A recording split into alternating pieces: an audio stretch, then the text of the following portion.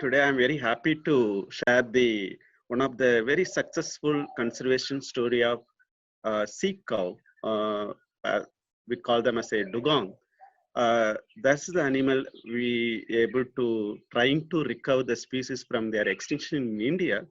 And this is the story tells a lot about the conservation uh, strategy which the government of India or a state government as well as the people of India follows it.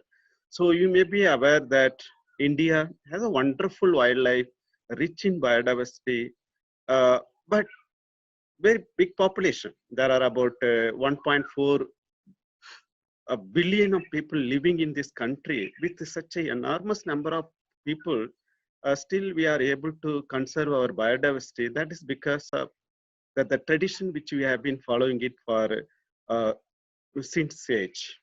So even if you go to the middle of the Delhi where you can find a Okla where thousands of flamingos are living there. So that is the beauty of the country. So traditionally Indians are known to protect their nature. That helped us actually conserving our biodiversity till now. But coming to the marine system, uh, what's happened in the marine system, uh, we people always look at the marine system as the commercial uh, opportunity. Everybody looked into the marine biodiversity as the commercial product, which can be harvested or which can be exploited for food or other economic benefit. That's what we have been doing it. And even our scientific community also, we have a, 200-300 years of beginning from the British period to so many research institutions established in our country that we have very good scientists, excellent scientists in the past who studied about marine biodiversity. But unfortunately, most of the studies actually appreciated the commercial value of the marine biodiversity instead of also recognizing their ecological role. So that was the reason why it's happened in our country. We started losing so many species or the population of the many species in our country, and also many species which occur in our country yet to be identified. We know there are larger species that have been identified, but we believe that there are another 50% of species which occurs in Indian water, which we don't know. Because in Indian water, you know, again, if we talk about that, we have a 7,500 kilometer long coastline, and we have a very two beautiful group of islands in either side, Arabian Sea as well as in Bay of Bengal. So all those things with such a vast EEZ zone in our country accommodated a very rich marine resources in our country, but lot of problem, but somehow we are not able to address those issues at least 2 decades before. But now scenario has changed in our country. People started giving attention to the marine biodiversity which that they deserve now, because people understood the value of the marine resources, because there are about 200 million people of India directly related to the marine resources for their livelihood. Such a very, very important resources are now getting the attention of everybody, whether it is a politicians, bureaucrats, or a researchers, or whoever. Okay, and also people also realize that is what's the marine research and marine conservation program in our country. What significant enhancement in the last, I can say about 8 decades later. Now, one of those things, there are many programs we have it. We were very successful in taking care of our sea turtles. They talk about the classical example in Orissa sea turtle conservation, where Forest Department of Orissa, along with several communities with the international, some of the civil society worked very well, and they could able to protect their habitat. They're conserving the species when they come for a mass nesting, all those things. We have Chilka Development Authority, we have Kalpakmana Biosphere Research. So there are some examples we have it, but one of the species level conservation story which I would like to share with you is about this sea cow. The sea cow, you may be wondering why it is called a sea cow. Very interesting story, because India is very good in mythology. So whether you talk about the elephant with Lord Ganesha or whatever, and like that, in Dugong also has an excellent mythology. But actually, these are not a cow. They are actually related to elephant. Actually, the sea cow, the Dugong, are related to more relative of elephant than in the cow which we have it in our country. And second thing is, why then it is called a sea cow? Because they feed grasses, any flowering plant under the water in the sea, we call them as grasses, so sea grasses. So this animal feeds some of these sea grasses. That's why we call them as a sea cow, because the cow eats grasses on the land, so we call them a cow. Similarly, we started calling them a sea cow. This is, after all, this is their animal, and they now understood that importance of taking care of the dugong. Hopefully, it will continue. But doing this program, I myself had a very big a group of people working in Wildlife Institute of India, my colleague Dr. Johnson and Dr. Anand, who are really supporting me to execute in this program, along with about 20 researchers. There are extremely good, highly dedicated research team, field team. They're working with the community, working with the dugong and they're doing amazingly job. So this is what the Dugong Conservation Program. So the Dugong Conservation Program given one more lesson to the country, that the people participation is very critical. If you talk with the people, people will help you to conserve the wildlife. That is another change things we understood. And then wildlife conservation must benefit the local community. Again, that another lesson we learned from the Dugong conservation. But again, this is the initial stage. We have to go a very long way to really achieve our goal. So in future, we are planning to actually locate all the critical population of the dugong in India, and planning to see whether this population moving between Sri Lanka and India. We are thinking of using a satellite tracking. And of course, we need more support from everybody to take care of the species, because as I told you, one dugong can contribute 2 crore rupees to the humankind in India. That is the value of the dugong. So thank you all.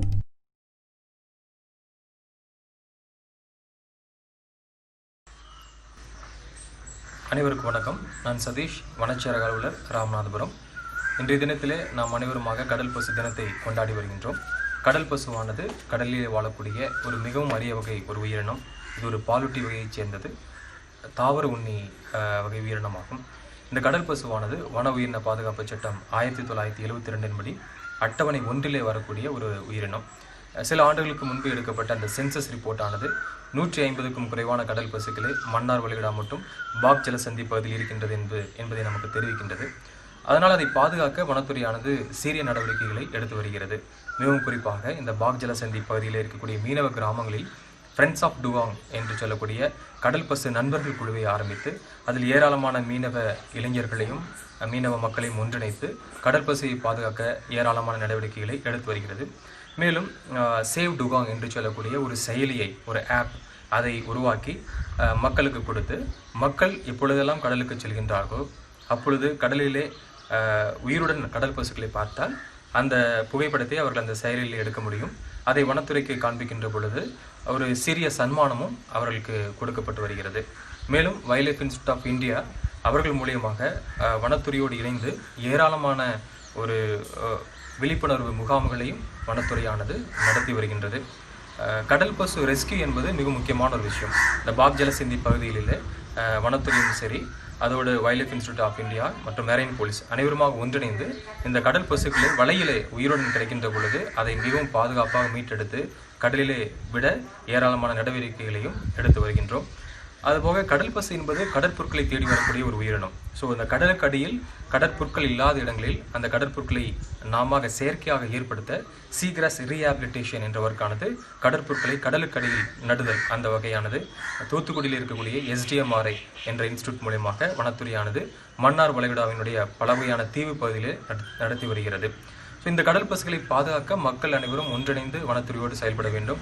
இந்த கடல் பசுக்களை சட்டவிரோதமாக வேட்டையாடினால் 3 முதல் 7 வருடம் சிறை தண்டனை, மேலும் 10,000 ரூபாய் அபராதம் இருக்கின்றது.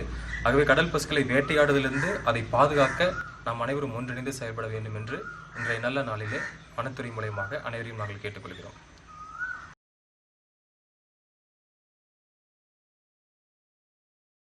அனைவருக்கும் வணக்கம். கடலோர பாதுகாப்பு குழும எஸ்ஐ ஜவஹர் பேசுகிறேன். இன்று கடல் பசுகள் பாதுகாப்பு தினம் உலகம் முழுவதும் சிறப்பாக கொண்டாடப்படுகிறது. நம் பகுதியில், அதாவது தமிழகத்துடைய கடற்கரை பகுதியில் வாழக்கூடிய கடற்பசுக்கள் பல்வேறு காரணங்களால், அதாவது வேட்டையாடப்படுவதனாலையும் படகுகள் அடிபடுவதனாலையும் மிகப்பெரிய அளவுக்கு அதனுடைய எண்ணிக்கை குறைஞ்சி அழிவுடைய விளிம்பில் வாழக்கூடிய உயிரினங்கள் அப்படின்னு சொல்லி உலக அளவில் வனவிலங்கு ஆராய்ச்சி அமைப்புகள் தன்னுடைய அந்த பட்டியலில் வெளியிட்டிருக்கிறாங்க. அதை பாதுகாக்கிறதுக்கு அதாவது மனித சமூகம் போதுமான அளவுக்கு முன்னெச்சரிக்கை நடவடிக்கைகள் எடுக்கணும்னு சொல்லி வைல்ட் லைஃப் ஆர்கனைசேஷன் சேர்ந்த மரியாதைக்குரிய நண்பர் மது அவர்களும் ருக்மணி மேடம் அவர்களும் அந்த குழுவை சேர்ந்த அனைத்து நபர்களும் கடந்த பல ஆண்டுகளாக மீனவர்கள் மத்தியில் மிகப்பெரிய அளவுக்கு விழிப்புணர்வு ஏற்படுத்துவதோடு மட்டுமில்லாமல் பள்ளி மாணவர்களுக்கு போட்டித் தேர்வுகள் நடத்தி ஊக்கத்தொகை வழங்கி அதன் மூலமாகவும் கடல்வாழ் உயிரினங்களுடைய முக்கியத்துவத்தை ரொம்ப தீவிரமாக எடுத்து சொல்லிட்டு வந்தாங்க. அதனுடைய பயனாக தற்போது கடல்வாழ் உயிரினங்கள் அத்தனையுமே, அதாவது கடல் பசுக்கள் மட்டும் அப்படின்னு இல்லாமல் கடல் ஆமைகள், கடல் குதிரை, கடல் அட்டைகள், கடற்கரையில் இருக்கக்கூடிய புழுக்கள் அத்தனையுமே பாதுகாத்தா தான் கடல் வளத்தை பாதுகாக்க முடியும் அப்படிங்கிற அளவுக்கு மீனவர்களுக்கு மிகப்பெரிய அளவுக்கு விழிப்புணர்வு ஏற்படுத்தப்பட்டு அதையெல்லாம் அவங்க அன்றாடம் அவங்களுடைய தொழில் செய்யும் போது அதை கடைபிடிச்சிட்டு வராங்க. வள்ளுவர் சொன்ன மாதிரி நீரின்றி அமையாத உலகு யார் யாருக்கும் வானின்றி அமையாத ஒழுக்கு அப்படிங்கிறதுக்கு உதாரணமாக வெறும் நீரை மட்டும் பாதுகாத்தா பத்தாது, அந்த நீரில் இருக்கக்கூடிய உயிரினங்களையும் வளங்களையும் பாதுகாத்தா மட்டும்தான் தொடர்ச்சியாக மிக சிறப்பான வாழ்க்கையை மனித குலம் அனுபவிக்க முடியும் அப்படிங்கிறதுக்கு இது ஒரு மிகப்பெரிய உதாரணம். தொடர்ச்சியாக இந்த கடற்கரையில் தொடர்புடைய அனைத்து துறைகளும் அனைத்து தன் ஆர்வலர்களும் அவங்களுக்கு முழு ஒத்துழைப்பு கொடுத்து வன உயிரினங்கள், இயற்கை வளங்கள் அத்தனையுமே பாதுகாக்கணும் அப்படின்னு சொல்லி இந்த தினத்தில் அனைவருக்கும் நம்ம ஒரு உறுதிமொழியோட ஒற்றுமையோட செயல்படணும்னு கேட்டுக்கொள்கிறேன். வணக்கம்.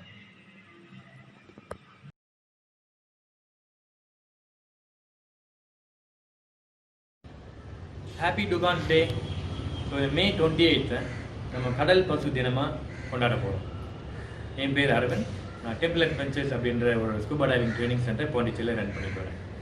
ஸோ நிறைய பேருக்கு ஸ்கூபா டைவிங்னா என்னன்னே தெரியாது. Self contain under water breathing apparatus. So இந்த எக்யூப்மெண்ட்டை வச்சு நம்ம ஆழ்கடலில் போய் சுவாசிக்கலாம். ஸோ அது ஆழ்கடலில் சுவாசிக்கிறதுனால கடல் சம்மந்தமாக வேலைகள், அதாவது கமர்ஷியலாகவும் இந்த டைவிங் யூஸ் பண்ணிக்கலாம், ரெக்ரேஷனலாகவும் யூஸ் பண்ணிக்கலாம், இல்லை மெரைன் ரிலேட்டட் ஸ்டடீஸ்க்காகவும் யூஸ் பண்ணிக்கலாம், ரிசர்ச் பர்பஸ்க்காக, கன்சர்வேஷன் பர்பஸ்க்காக, டைவர்சிட்டிக்காக, reef creations, under water cleanup, இந்த மாதிரி அண்டர் வாட்டரில் பண்ணக்கூடிய விஷயத்துக்கு இந்த டைவிங் ரொம்ப யூஸ்ஃபுல்லாக இருக்கும். ஸோ இப்போது நம்ம எக்கோசிஸ்டம் மெயின்டைன் ஆகிறதுக்கு இந்த மெரைன் லைஃப் வந்து ரொம்ப யூஸ்ஃபுல்லாக இருக்கும், முக்கிய பங்கு வகிக்குது. ஆனால் இப்போ எல்லாருக்குமே தெரியும் இந்த மெரைன் லைஃப் வந்து கொஞ்சம் கொஞ்சமாக அழிஞ்சிக்கிட்டே வருது. அது நிறைய காரணங்கள் சொல்லலாம். Plastic pollution, industrial pollution, global warming, over fishing, abandon nets, இல்லை ஹண்டிங், இந்த மாதிரி நிறைய விஷயங்கள் நம்ம சொல்லலாம். ஸோ இந்த மாதிரி அழிந்துட்டு வர மெரைன் லைஃப்பை ப்ரொடெக்ட் பண்ணுறதுக்கு ஸ்கூபா டைவர்ஸோட பங்கு ரொம்ப அதிகம். நிறைய ஆர்கனைசேஷன்ஸ் நிறைய கன்சர்வேஷன் ப்ராஜெக்ட் எடுத்து பண்ணிட்டு இருக்காங்க. பட் நம்ம இந்தியாவில் wild life institute of India அவங்களோட இந்த டுகான் ப்ராஜெக்ட், அதாவது கடல் பசுவை பாதுகாக்கிற ப்ராஜெக்ட் ரொம்ப சக்ஸஸ்ஃபுல்லாக போயிட்டுருக்கு. அந்த ப்ராஜெக்டில் ஸ்கூபா டைவிங் ட்ரைனிங் சொல்லித்தரது ரொம்ப முக்கிய பங்கு வகிக்குது. நிறைய சேனல்ஸ் இந்த அண்டர் வாட்டர் மெரைன் லைஃப்பை டாக்குமெண்ட் பண்ணியிருப்பாங்க. இந்த டாக்குமெண்ட் பண்ண வீடியோஸை நீங்கள் டிவியில் பார்க்குறதுக்கும் நாங்கள் டைவிங் ட்ரைனிங் கொடுத்து நேரடியாக நீங்கள் பார்க்குறதுக்கும் ரொம்ப வித்தியாசம் இருக்குது. நீங்கள் நேரடியாக பார்க்கும்போது அது மெரைன் லைஃப்பை, அதோட பியூட்டியை பார்த்து நீங்கள் ரொம்ப பிரமிச்சு போயிடுவீங்க. அது எதனால் அழிதுன்றது நீங்கள் கண்கூடாக பார்ப்பீங்க. ஸோ அதனால் உங்களுக்கு என்ன தோணும், அந்த மெரைன் லைஃப்பை காப்பாற்றணுன்னே தோணும். ஸோ அதனால தான் நாங்கள் என்ன பண்ணுறோம், இந்த டைவ் ட்ரைனிங்கை forest department, coastal security group, ஃபிஷல் டிபார்ட்மெண்ட் இவங்களுக்குலாம் ட்ரைனிங் கொடுத்துட்ருக்கோம். அதை விட முக்கியமாக wild life institute of India என்ன பண்ணுறாங்க, நிறைய டுகான் அவேர்னஸ் ப்ரோக்ராம், முக்கியமாக ஃபிஷிங் கம்யூனிட்டிக்காகவும் கிட்ஸ்க்காகவும், ஏன்னா அவங்க தான் ஃபியூச்சர் ஜென்ரேஷன். ஸோ அவங்களுக்காகவும் இந்த டைவ் ட்ரைனிங்கும் ஒரு பார்ட்டாக வச்சு ப்ராப்பரான ஒரு ப்ராஜெக்ட் அவேர்னஸ் ப்ரோக்ராமை இந்த ப்ராஜெக்டில் கொடுத்துட்ருக்காங்க. ஸ்கூபா டைவர்ஸ்னால மட்டும்தான் மெரைன் லைஃப்க்கு பெரிய ப்ராப்ளமாக இருக்கக்கூடிய இந்த பிளாஸ்டிக்ஸ், நெட்ஸ், பாட்டில், ஸ்ட்ரா, இந்த மாதிரி நிறைய வேஸ்டேஜ் ஏற்கனவே வந்து மழையினால் கடலுக்குள்ளே அடித்து வரப்பட்ட இந்த பிளாஸ்டிக்ஸ் எல்லாம் ஸ்கூபா டைவர்ஸ்னால மட்டும்தான் அண்டர் வாட்டர் க்ளீன் எடுக்க முடியும். ஸோ இதனால் கடல் பசு, கடல் ஆமை, வேல் ஷார்க்ஸ் மற்றும் பல அரிய ரேரான மெரைன் லைஃப்லாம் வந்து நம்மளால் காப்பாற்ற முடியும். அது தவிர நிறைய அவேர்னஸ் ப்ரோக்ராம், முக்கியமாக இந்த டுகான் சேவிங் அவேர்னஸ் ப்ரோக்ராம் பண்ணும்போது ஒரு டுகான் கடல் பசுவை காப்பாற்றுறதோட அவசியத்தை அவங்க புரிஞ்சுக்கிறாங்க, மக்கள் புரிஞ்சுக்கிறாங்க, ஃபிஷர்மேன்ஸ் புரிஞ்சுக்கிறாங்க. ஸோ தவறுதலாக ஒரு வலையில் மாட்டியிருக்க ஒரு கடல் பசுவை அவங்க விடுவிக்கிறாங்க. மாமிசம் சாப்பிட்றதையும் அவாய்ட் பண்ணுறாங்க. ஏன்னா அது வந்து மாமிசத்துக்காக தான் நிறைய வேட்டையாடப்பட்டது. டுகான் சைட்டிங். ஸோ டுகான் எங்கேனாச்சும் கடல் பசு எங்கன்னா பார்த்தாங்கன்னா உடனடியாக என்ன பண்ணுறாங்க, நம்ம ப்ராஜெக்ட் டீமுக்கு இன்ஃபர்மேஷன் கொடுக்குறாங்க. ஸோ நம்ம ப்ராஜெக்ட் டீம் என்ன பண்ணுறாங்க, நம்ம ஒரு செட் ஆஃப் டைவர்ஸோடு போயிட்டு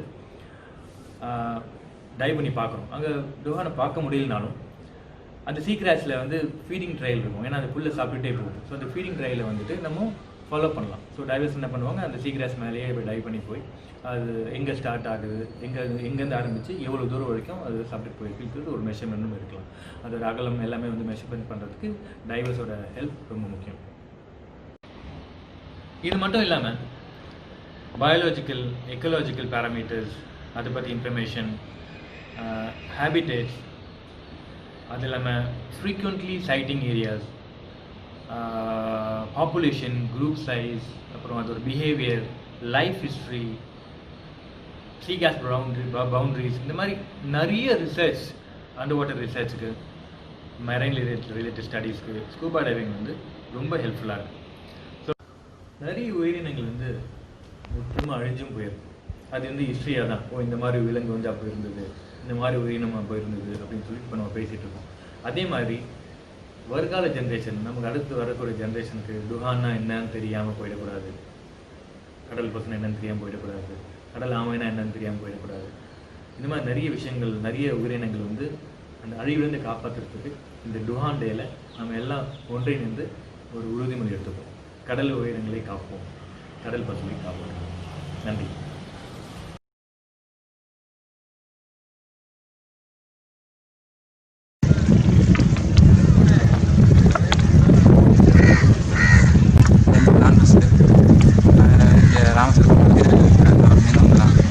ஒரு 20 வருஷமாக நான் இங்கே கடல் தொழில் பார்த்துருக்கேன். இதுக்கு முன்னாடி எப்படின்னா இந்த கடல் பசங்க தெரியும் அவரையும் சொல்லுவாங்க, மறுபடியும் பார்ப்போம். இந்த மாட்டு மாட்டுச்சுன்னா அப்படி அட்டுவிட்டு வந்துடுவோம், கேர் பண்ண மாட்டோம் அதை பற்றி. ஆனால் இப்போ வந்து இந்த கவர்மெண்ட் சொல்லுவாங்க, கோயிலில் சேர்த்து அவங்க நிறையா மீட்டிங் அதுக்கப்புறம் கொஞ்சம் நாங்கள் அதை பற்றி தெரிஞ்சு கடல் பசங்க என்ன, அதனால என்ன என்ன பண்ணுறதுக்கு தெரிவிச்சிருக்கோம். அதனால் கொஞ்சம் தெரியுது. இப்போ அதை தண்ணி உயிரிழப்பு போகிறது, இதே மாதிரி நிறையா பண்ணியிருக்கோம். யாராவது பிடிச்சதுன்னு சொல்லுவோம், அது மாதிரி அவங்க இப்போ நாங்கள் நான் ஒரு நாட்டில் இது மாதிரி கடல் பசு குழுவில் நான் வந்து ஜாயின் ஆகிருக்கோம். சொந்த ஆஃபீஸ் இருக்குது. அங்கே எப்படின்னா அங்கே ஜாயின் நாங்களும் வாங்கியில் போய் சேர்றோம்னு சொல்லி கேட்டதுக்கப்புறம் ஒரு லாஸ்ட் 1 வருஷமாக தான் சேர்ந்ததில்லை. அதில் சேர்ந்ததுக்கப்புறம் அங்கே ஸ்கூபா டைவிங் சொல்கிறது எனக்கு கற்றுக் கொடுத்தாங்க. அது மூலமாக இன்னும் கடல் வளர்த்து பாதுகாக்கணும். உள்ள தண்ணிக்குள்ளே பார்த்ததுனால தண்ணிக்குள்ளே உள்ளது எப்படி இருக்குது, என்ன இது இன்னும் கடல் வளர்த்து நம்ம இன்னும் பாதுகாக்கணுங்கிற இந்த இது கொஞ்சம் ஆர்வம் வருது. இனிமேல் இந்த கடல் பசு, இந்த கடல் ஆமை, நிறைய அரிய உயிரினங்கள்லாம் இருக்குது. எல்லாத்தையும் பாதுகாக்க நாங்கள் முயற்சி பண்ணுவோம்.